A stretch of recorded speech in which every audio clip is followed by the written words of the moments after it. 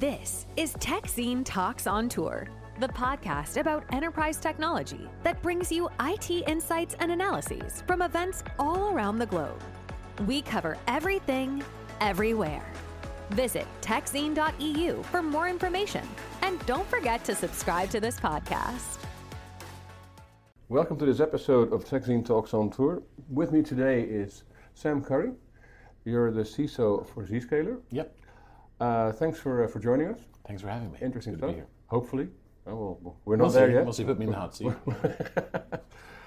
So I take it you've been at the event for a couple of days already? Oh yeah. Did you get a chance to look around and see what's happening? I try to avoid the show floor as much as possible, but yes, I have. I completely understand why you would want to do that. Yeah. I do that too, by the way. I've been coming to all but 4 of these in the history because of the show. you had something to do with the so I was on the program committee, and I was also the head of RSA Labs at MIT, and I was the CTO for RSA for 7 years. But RSA, the conference now, is completely separate. It's a different and they're very adamant that we don't call them RSA anymore. So we need to call them RSAC, and then that's the name now. RSA conference. RSAC. No. Yeah, RSAC. No. It's RSAC conference now. Oh, really? Because last year it was RSA conference. You had to call them that. Why does that feel like it'll be RSAC squared or something at some point? I can see that do weird things because this is very confusing. Yes. RSAC conference. So now you actually have to say RSAC 2025 conference. So, but let's not talk about nomenclature and all that stuff. Although we just did. Yes, yeah. We'll avoid it now. But what's your? Did you get any impressions of what's happening at the conference, or there was more of it? There was more energy than I expected. There was a vibrancy to the conference. It was in some ways this is the reunion show for our industry. I haven't seen the final sort of headcount tally of how many people are here, but it's good to see the industry in person again. So much of it is remote and online, and it's good to see the startups. It's good to see it's good to see the innovation happening. Yeah. And I feel like we are more relevant than ever as an industry. Yeah. And so now whether that's reflected in the conference or not remains to be seen. It is extremely expensive to present here and to be present here. Yeah. But the real show happens around the show, in a sense. Right? Well, I have most of my meetings outside of the show. So That's true. And we're not at the show here either, right? Where we have this meeting. So that's how these things go. But what's just let's talk about more in depth about things, because we can talk about the show for 15 minutes, but that doesn't. Nobody wants to hear that. Let's get to the real stuff. Yeah. What keeps you up at night as the CISO for a security company? For the most part, what keeps me up at night is just the normal pace of business and my family, right? After a certain while, I mean, being a CISO is about acceptable risk for acceptable return, and the word acceptable is key there, right? Yeah. So you get it to a manageable level, and then we tend to live with risk as CISOs. That's what we're supposed to do on behalf of our companies, as our chief legal counsels, as our CFOs, right? Yeah. That's a normal business thing. Yeah. And I think what I'm seeing now is that CISOs are reporting higher in the organization, and they're being seen as a business function. That was not true 5 years ago. It was certainly not true 10 years ago. So this is an encouraging sign. That's a good development, right? Yeah. They get more clout. They get more weight into the discussion. I think it's not that we deserved it. We had to earn it. The biggest problem in cyber has always been, in my opinion, the gap between our function and the business. And the fact that now the board cares that it is meaningful to the core business, that we're seen as a business and a risk function, not just an IT function. That's a breakthrough. Is it possible to translate that risk into business? It absolutely is. It doesn't mean we're doing it perfectly yet. It doesn't mean we've solved it, but I'm seeing the motions. I'm seeing the integration.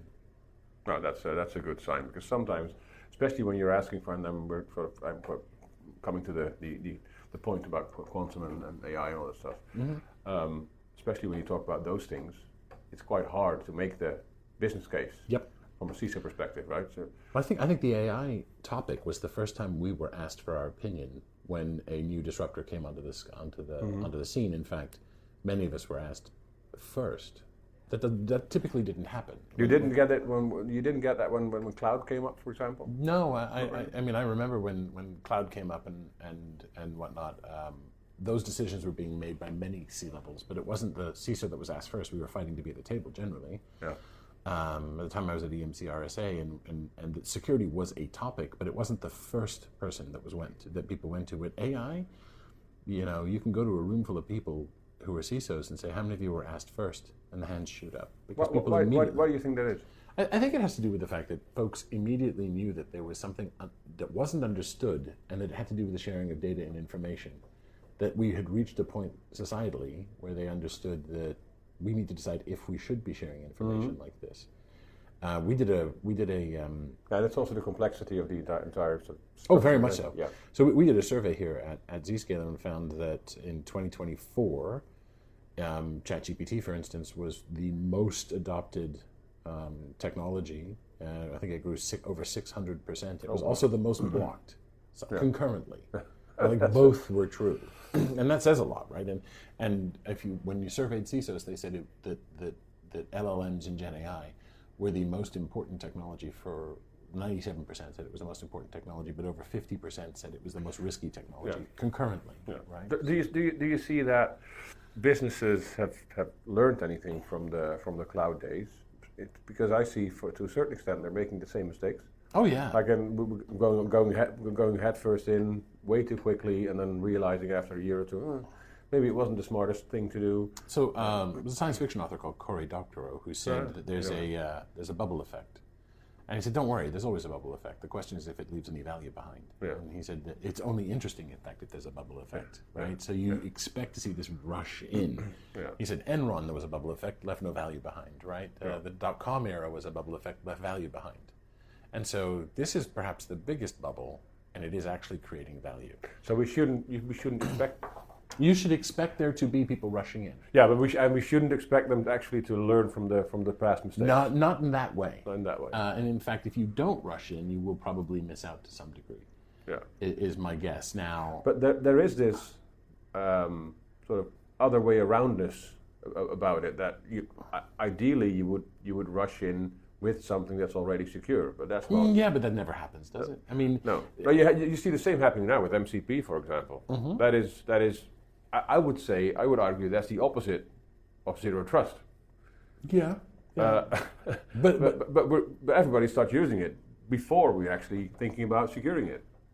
The fact is that anything that's really interesting is going to hit us in a way that we didn't expect. If we had time to slowly accommodate it and to think about how to fit it in, it probably wouldn't be that interesting. It's the fact that it's interesting, it drives innovation. Yeah. And I think to some degree we are in business to take risks. Sometimes you rarely get a nice acceptable pace of risk, right? And the Harvard Business Review did an article that claimed that even a month or two being slower or faster in adoption of AI had a material impact in all industries as to whether a company would be better or more or less successful than competitors. Yeah. And so the question wasn't, do you accept it? It was, how do you accept it?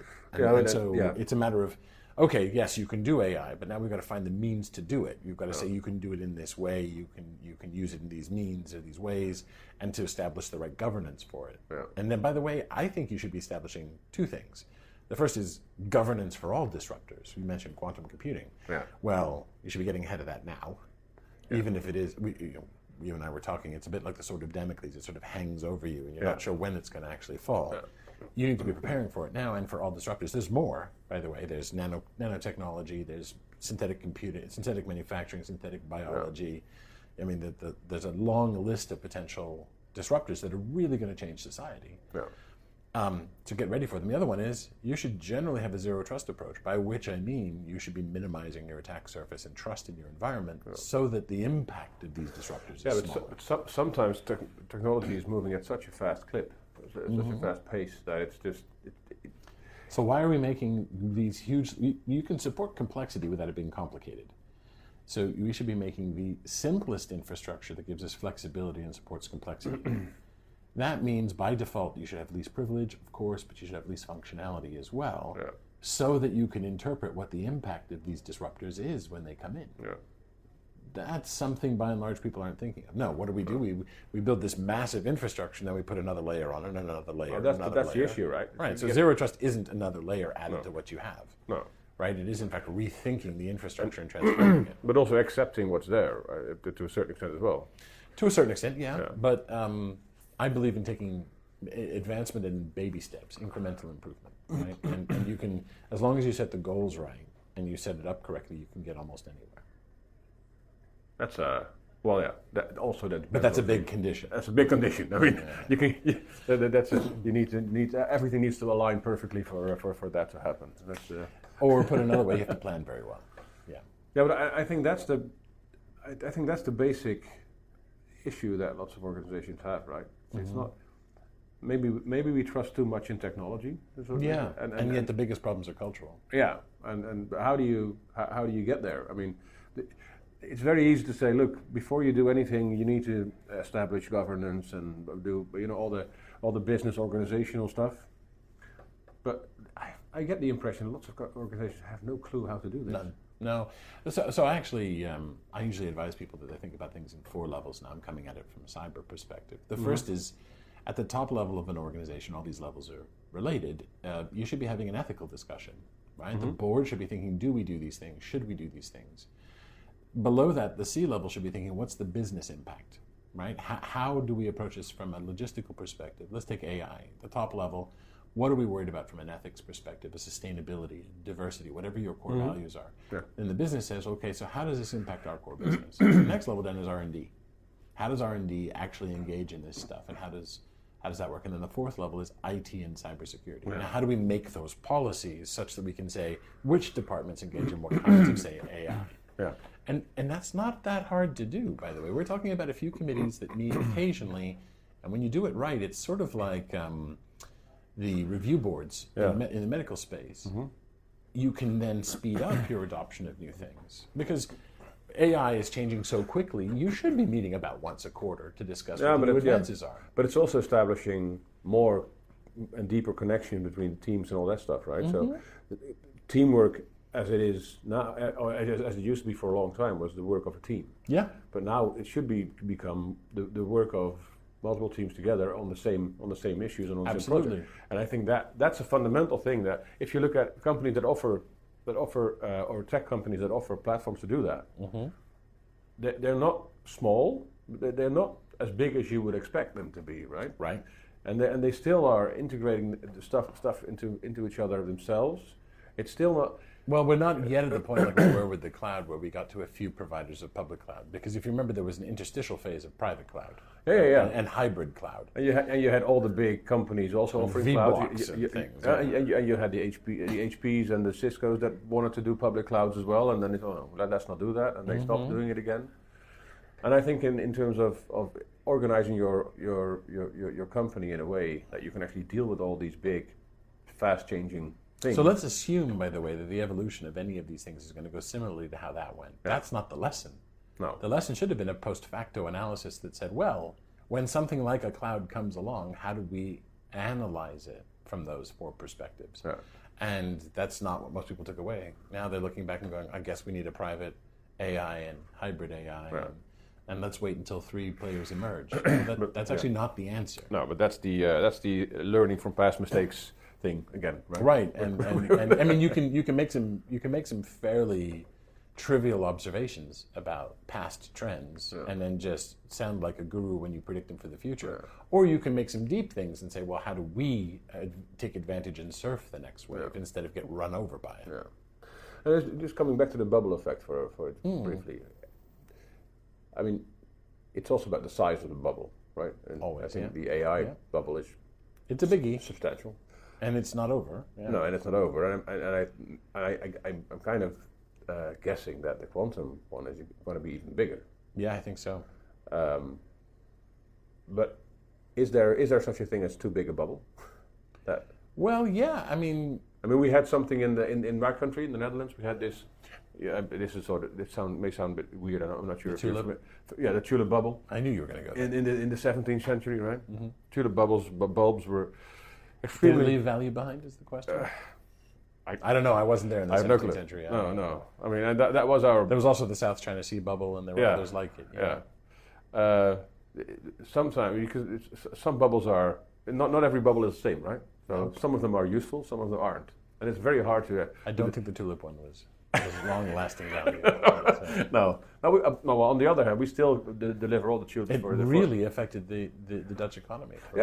We still deliver all the tulips to the Vatican for and to my native Canada. They still arrive in Ottawa every month. Maybe that's. That's the takeaway. There's the value. It's a very long tail of the bubble. Right.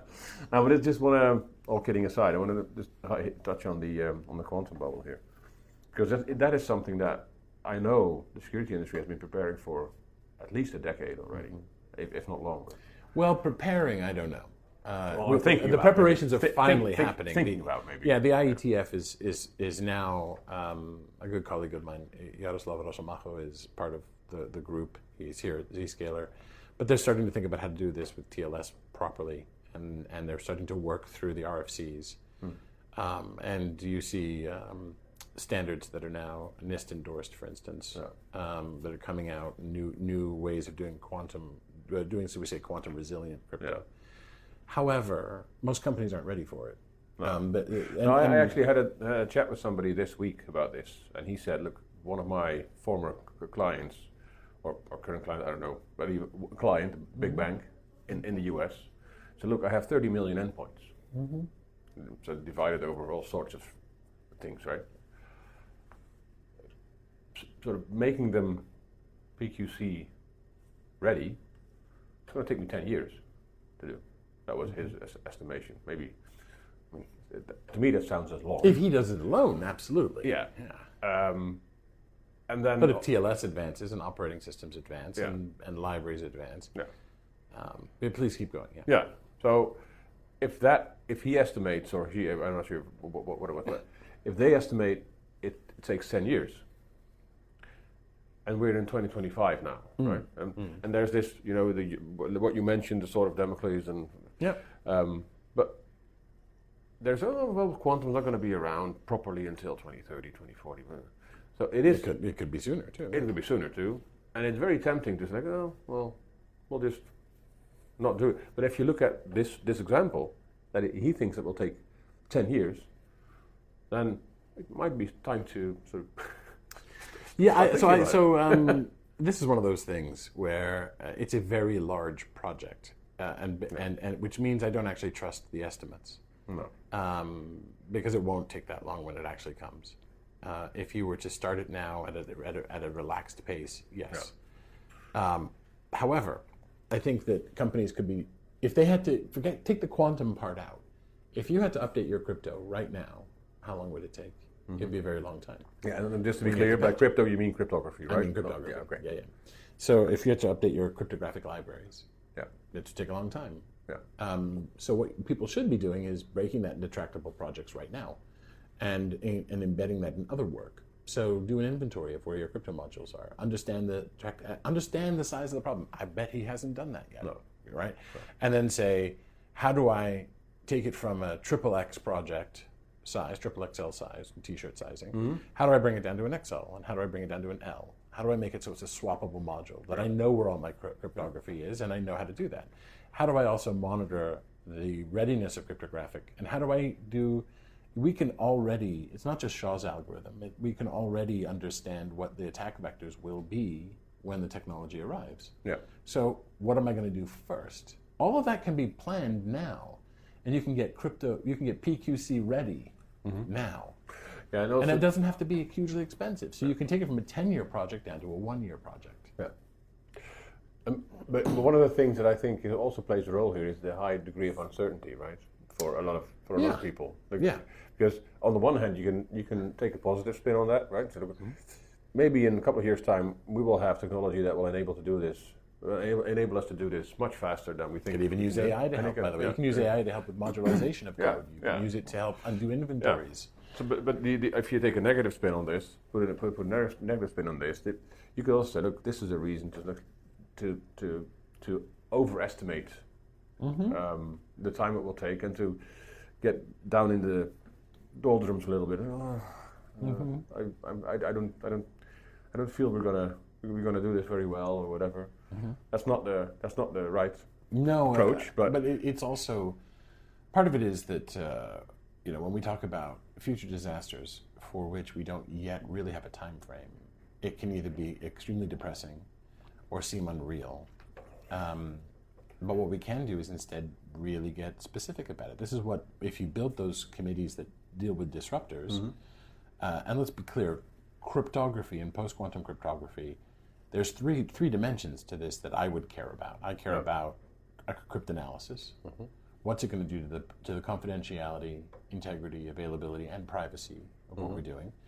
I care about it from a boosting capacity long term. How's it going to potentially improve things like cryptographic capability, right?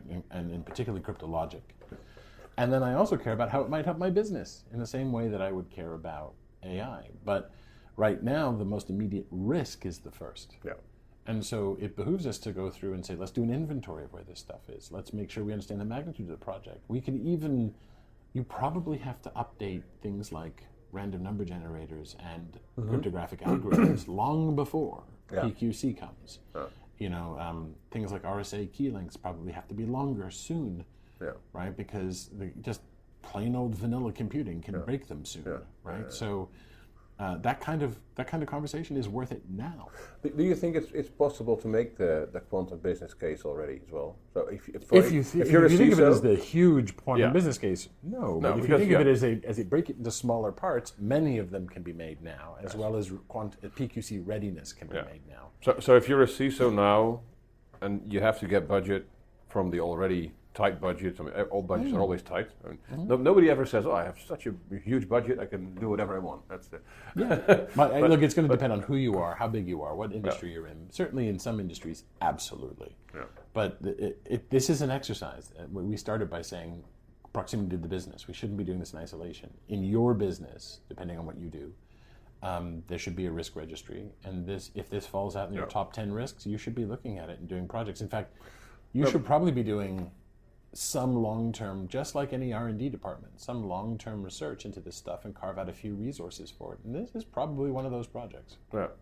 And then the big advice is to cut it up into small parts, manageable tractable parts, and make sure. And one of the projects should be, how would we tackle it, and how do we make that a smaller project? Yeah. And by the way, track the public work going on. There's great public standards work and RFCs happening. You can be fully part of the dialogue. Yeah. Well, that's good. Are you optimistic in general about where everything is going? Because especially when you're just looking... It's a huge question. Yeah, I know. Yeah. But the answer is yes. It's a huge answer. I'm just going to leave it there. There you go. You sound like you're optimistic, yeah. I am. So the default answer is always yes. No. No, because... We have to be more specific. Am I optimistic about... No, yes, I was getting to that, but I was just... Yeah, well...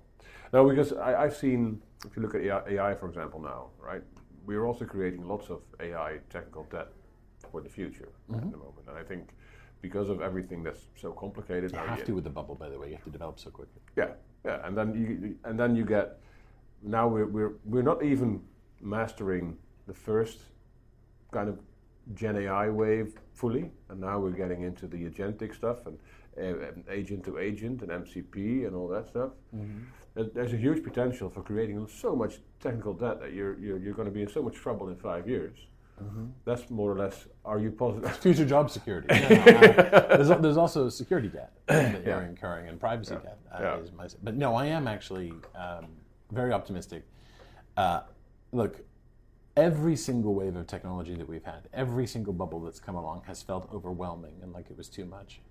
Have you ever heard the Shepherd tone? It's a music thing, or it's a sound thing. It's a sound illusion that makes it sound like the tone is always going up. Oh. Always going up, always going up. We have this everywhere in high tech. Threats always getting worse. They're always getting 100% worse, 100% worse, or more, right? Yeah. I always find it interesting when I go to many events, right? And once I was at 3 consecutive security events in 3 weeks, and they all said massive numbers. During the keynote slide, we detect 35% of attacks that nobody else in this industry attacked, and it was consistent every week. No, not the 35, but everybody said we detect so much more than the others. And then after the third week, I said, look, the key takeaway for me is you're all detecting way too little. Yeah. Yeah, that's right. That's all a little slice. Yeah. But usually I see those numbers and I go, well, the absolute numbers aren't right. The relative numbers are probably right. But my optimism is I think that security thinking is now pervading more widely. Mm-hmm. I think we're potentially on the verge of a SecOps revolution, like we had a DevOps revolution, where security is not owned by just one set of people. You think it's going to happen? I think so. We've been talking about bridging that gap and building the bridges for 10 years AI gives already. us the ability to start thinking about yellow teaming, which is the ability to build tools for red and blue teams. Yeah. It's the ability to not have to think about the tools as much and to effectively have security people think like developers and developers be security people in situ. And so we can get better foundational security. I think we really are at that point. So I'm optimistic about that. That doesn't mean that we're going to live in a safer world. I think the bad guys are also going to have access to tools. They have but the it's same sort of access, like, the shepherd tone makes us see the negative as we hear the pitch go up, but really it's not changing in a way that is continuously more negative. No. If anything, I think more people want to get into it. We're being recognized as one of the fundamental qualities not just of IT, but IT is tied into human life in so many ways. And I think our relevance is clearly seen and understood. Yeah. And so I'm very optimistic about it, but I also am very encouraged when I see younger people not only want to get into it, but they're becoming the younger generation, because every generation thinks the younger generation doesn't get it, right? But the younger I actually mentor and teach a lot of younger folks. And not only do they get it, they're very serious about things now like privacy and freedom of expression, and they're starting to realize the importance of things like democracy and politics. Yeah. And so I'm very encouraged to see them starting to care deeply about digital fluency and literacy and human rights and privacy rights. So yeah, I'm optimistic. Well, I've seen By the way, it's good to have a mission. It's good to be needed. Yeah. And I've seen my kids adopt technology in a way that I think, I wouldn't say they don't get it. I mean, they get it, and now they're starting to go, wait a minute, do I want to keep doing this? Yeah. So maybe, that's there's hope. It's hope. I always learned that hope is sort of a disillusionment waiting to happen, right? That's right. But that's okay. Once it pops, there's lessons, and we keep going. Yeah. So, but I think that's how it's been every generation. Yeah. And we're still here, right? So we're ending on a positive note. That's good. Now people can flame at that. Not a shepherd's note, but a hope. That's right. Not a shepherd's tone, but a positive tone. On a positive tone. All right. Thank you for joining us. Thanks for doing this. It's been fun. Thank you. Thanks so much for tuning in to this episode of TechZine Talks on Tour. If you're enjoying the show, please feel free to rate, subscribe, and leave a review wherever you listen to your podcasts. That helps others find the show, and we greatly appreciate it. If you'd like more information, please feel free to visit techzine.eu, where we cover everything, everywhere. Thanks again for listening, and we hope you'll join us again on the next episode of TechZine Talks on Tour.